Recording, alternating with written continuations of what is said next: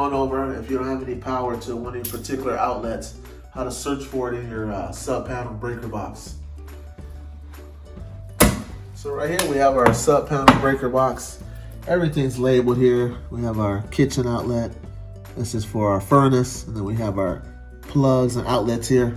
As well as on this side we have the kitchen, microwave, garbage disposal, and here's your AC breakers here. So this particular breaker, if it's not working, you're going to see this amperage breaker here in the middle in the trip state. So what you want to do from that is you want to completely turn it off and then turn it back on. And that's just resetting the breaker.